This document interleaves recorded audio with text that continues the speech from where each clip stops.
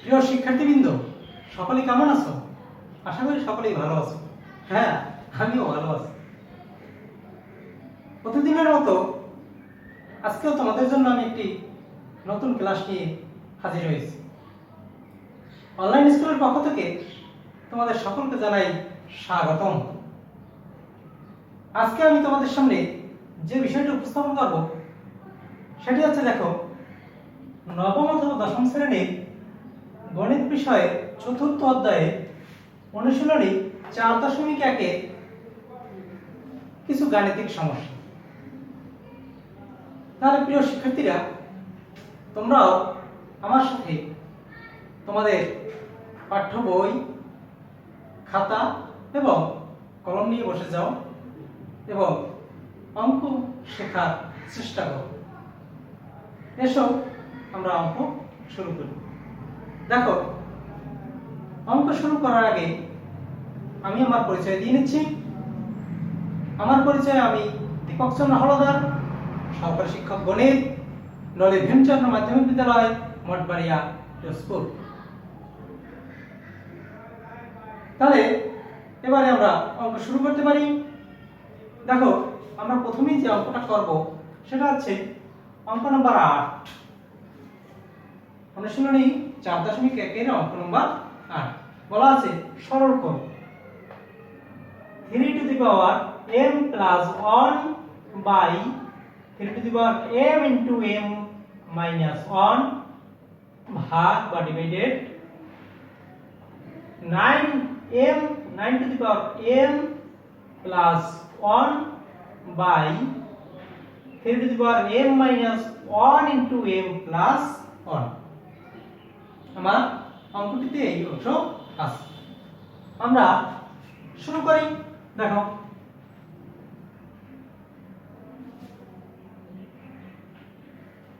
তাহলে প্রথমে আমরা করতে পারি সূচকের সূত্র অনুযায়ী। আমরা সূচকের সূত্র শিখেছি।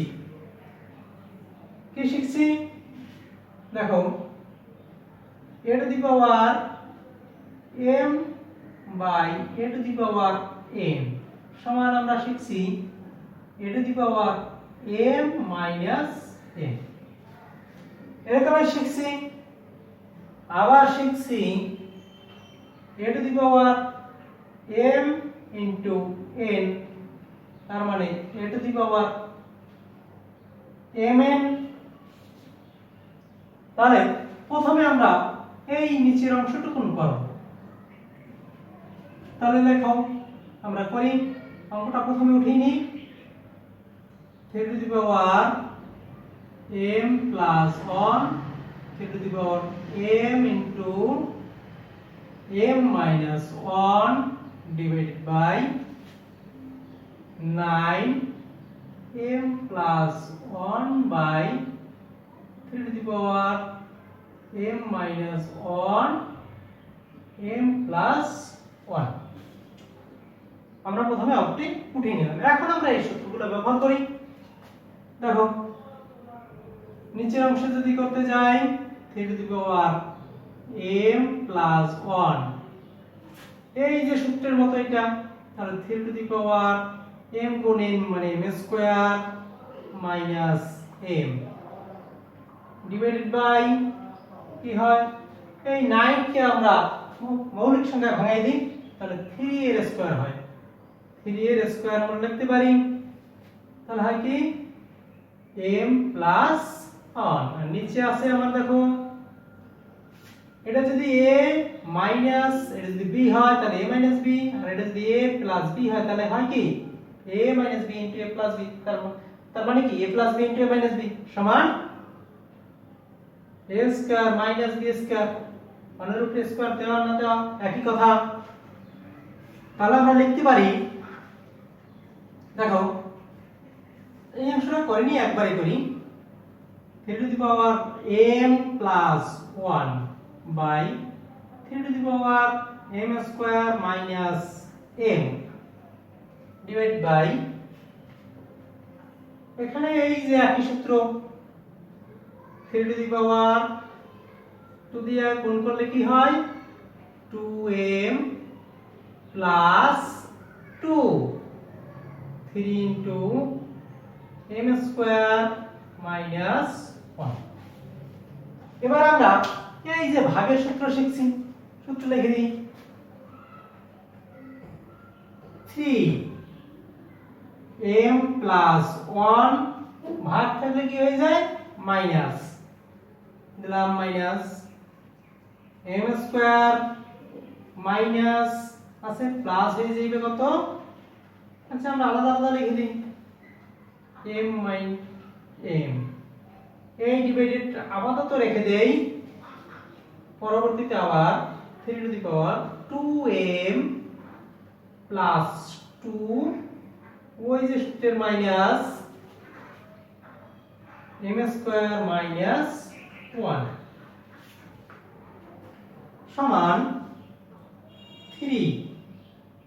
এই ব্র্যাকেট যে আছে এগুলো আমরা উঠিয়ে দেই, m plus 1 minus m square minus minus plus m divided by 3 2m plus 2 minus m square minus minus plus 1।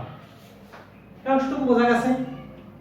দেখো আমার এটাও ডিভাইডেড চিহ্ন, এটাও ডিভাইডেড চিহ্ন, তাহলে এই ডিভাইডেড যদি আমরা মাইনাস লিখতে পারি এটা কি পারবো? হ্যাঁ অবশ্যই পারবো। তাহলে লিখে দেই 3m plus 1 minus m square plus m, এই অংশ এই যে সূত্রের মাইনাস এই অংশ, তাহলে কি হয় 2m plus 2 minus m square plus 1 সমান কি হয় দেখো 3 ব্র্যাকেট উঠিয়ে দিয়ে এবং একবার একটু যোগ করে নিই m আর এই m আছে, তার মানে 2m minus m square plus 1 minus 2m minus এ প্লাস এ মাইনাস 2 আর এই হচ্ছে মাইনাস 1, তার মানে মাইনাস 3 মাইনাস এই minus minus plus m square. আমরা একটু উপরে লিখি,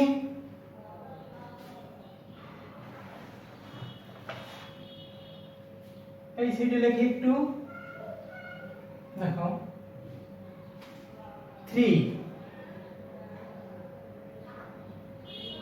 এই লিখলাম 3 এই জায়গা থেকে আমরা 3 লিখলাম, 2m আমার এই একটা আছে এই একটা আছে, তাহলে 2m আমরা বাদ দিতে পারি।